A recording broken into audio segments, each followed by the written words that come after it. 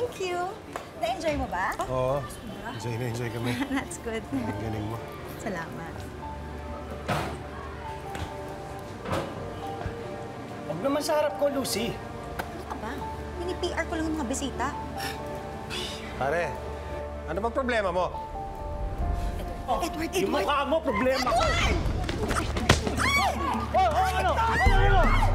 Bubunot ka! Sige, bunutin mo! Bubunot ka! Sige, bunutin mo! Bubunot ka! Sorry na, pare. Peace, wala nang problema eh. Okay na. Ako na bahala doon. Harbor na. Pendong! Takbo! Wait, Uy, Wolfgang, relax lang muna. Teka lang. Huwag na palakihin pa. Pasensya na. Muna kayo. Wala po yan. Misunderstanding lang po. Matutuloy pa rin yung show. Sige po, doon na po muna kayo.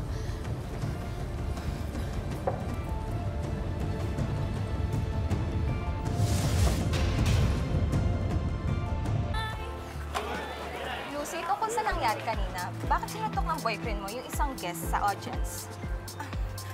Misunderstanding lang yun.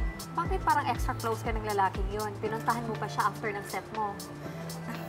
Ganun lang talaga ako sa mga fans ko. Oo, friendly lang talaga siya masyado. Sige na, excuse us, ha? Sige po, kayo. Salamat po sa oras niyo, ha? Salamat po. Atid ko na po kayo. Salamat po. Ganun ako ka-friendly sa mga fans ko, ha? Masyado. Ano, gusto mo ba sirain yung karir ko? Ano ba klaseng fan yun, ha? Ito? Mamigay ng mga alahas? Masyado ka naman seloso. Ikaw, nagsumbong ka, no? Di ba sinabi ko sa'yo, tahimik mo yung bibig mo? Wala akong sinasabi sa kanya, ate. Huwag mo akong pagdiskitahan. Wala siyang sinasabi sa akin. Ako mismo nakakita na hinalikan mo yung lalaking yon. Kaya kung gusto mong maging tayo pa, layuan mo yung matabang yon. Pwede ba? Ayoko nang sinasakal ako. Hindi kita sinasakal. Di ba girlfriend kita? Pwede kitang pagbawalan.